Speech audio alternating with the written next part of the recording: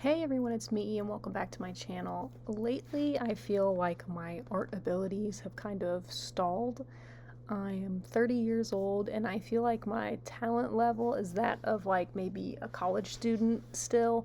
And honestly, many college students are way more talented than I'll ever be. And honestly, like some high school seniors are incredibly talented as well. But whenever people compliment me on my art, I honestly feel kind of embarrassed because at this point I feel like I should have advanced and I should have better developed my own art style. And I wonder, do any of you guys feel like that too? Do you feel like you've kind of stalled out and plateaued with your art abilities? And if so, like, what are you supposed to do? And honestly, I really don't have many answers, but I do know that the most commonly given art advice isn't going to cut it. What is the most commonly given art advice? Just keep practicing, just practice more. Does this drive you crazy as much as it drives me crazy? Because I've been drawing basically since I was born. I practice all the time, but I'm at a point where I can't always see on my own what needs to be improved or fixed in my art. I just know that something is off, but I don't have the training to be able to tell what exactly is wrong.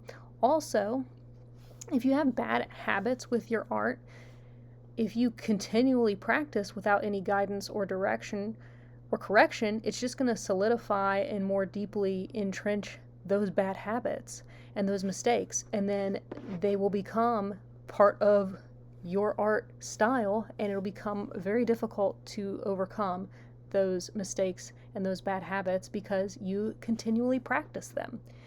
But here are some things that have helped me recently. You've probably started doing most of these things already yourself, but if you haven't, maybe this will help. Number one is to use references and to study references. I think that my art improved pretty significantly and got a lot more dynamic when I started using references, particularly for posing characters or for posing, like if I'm drawing a person. Um, I think the poses, particularly if I use action poses, made my art a lot more interesting. And obviously, you just use like Pinterest or something to source action poses.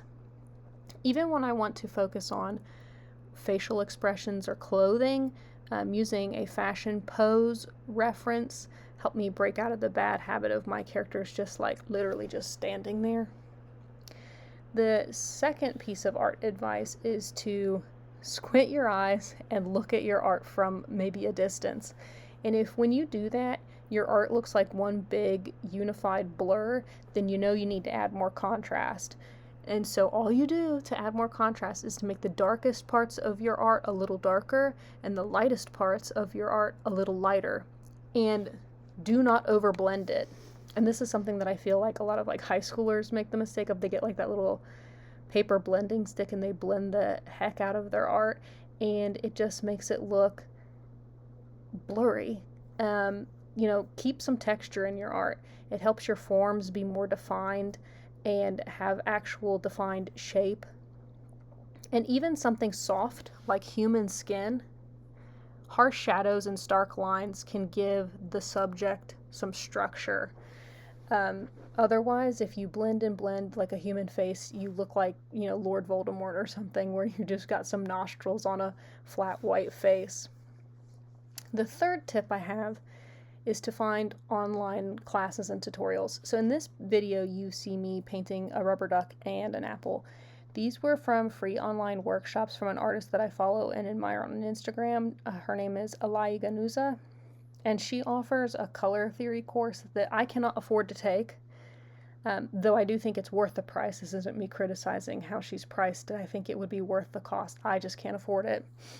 But I do take the free workshops that she's offered, and I think it has helped me a lot with my painting in particular. I'm not much of a painter. I'm more of like a sketcher and a drawer, but I really enjoy painting, and I feel like her classes have helped. So I think that lots of artists on Instagram are actually starting to offer online classes at this time, and a lot of them are free, though some of them are paid.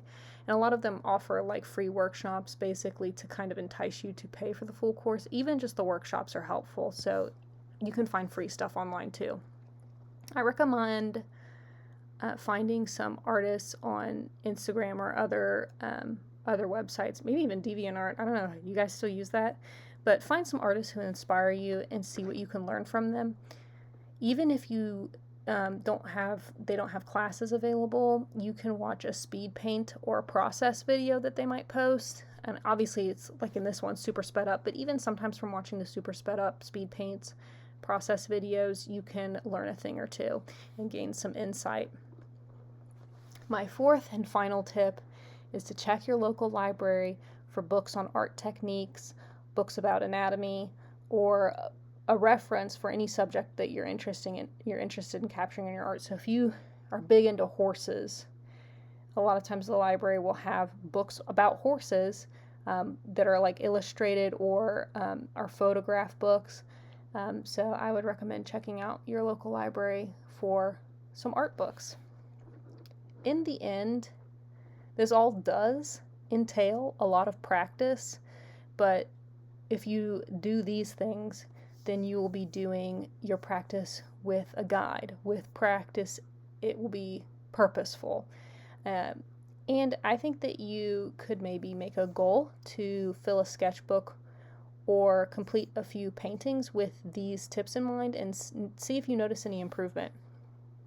And if you have any tips or ideas for how to improve your art, please leave them in the comments.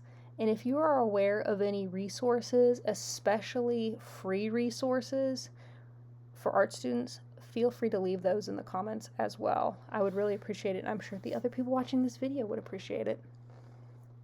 And lastly, please don't get discouraged if you hit a rut.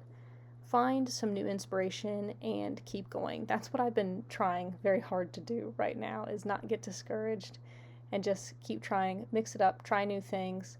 And I think that I've been seeing some improvement in my art because of that. That's all from me.